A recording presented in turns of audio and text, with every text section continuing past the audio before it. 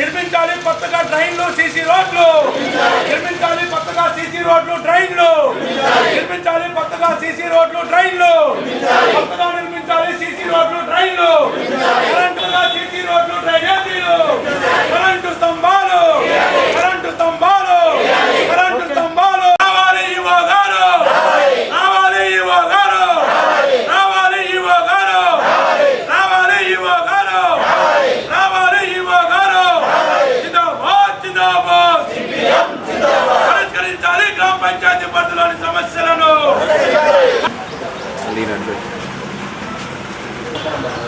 Okay sir, అవుతుందో మనుషులు పెట్టండి. మార్నింగ్ పెట్టింగ్ కదండి, రేపు 1 గంటప్పుడు 2 గంటలకు పోతున్నాను. నేను వాళ్ళ 1 గంట పడుతున్నాను. ఓకే, ఇప్పుడు చేతుల పనులు ఉంటాయి, ఎన్ని వదిలిపెట్టి ఒకసారి బాగాలే కదా.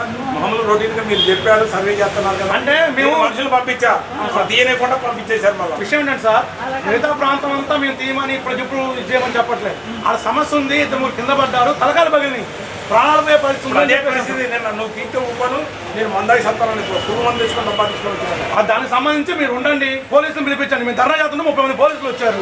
మీరు అక్కడ ఎందుకు రావాలి? అక్కడ చేస్తూ ఉంటే అది 10 మందికి సంబంధించింది కదా, తీయండి సార్. అదొకటి.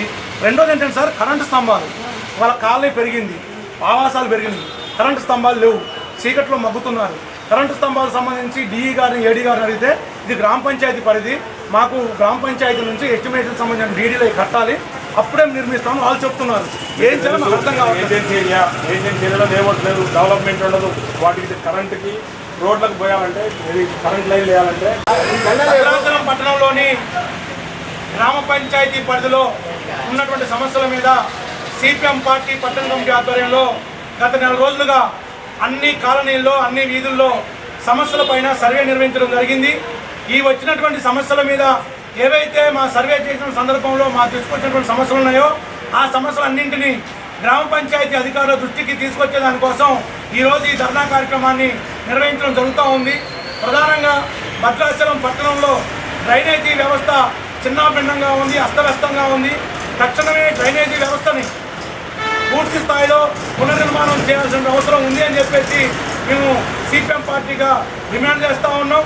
ప్రధానంగా శివారు కాలనీలో ఉన్నటువంటి డ్రైనేజీలు పూడిగా తీయటం లేదు, కొత్తగా డ్రైనేజీలు నిర్మాణం చేపట్టడం లేదు. దాంతోపాటు ప్రధానంగా ఇవాళ భద్రాచలం గ్రామ పంచాయతీ పరిధిలో నివాసాలు బాగా పెరిగినాయి. ఈ పెరిగినటువంటి నివాసాల్లో కరెంటు స్తంభాలు లేక చీకట్లో మగ్గుతున్నటువంటి పరిస్థితి ఉంది.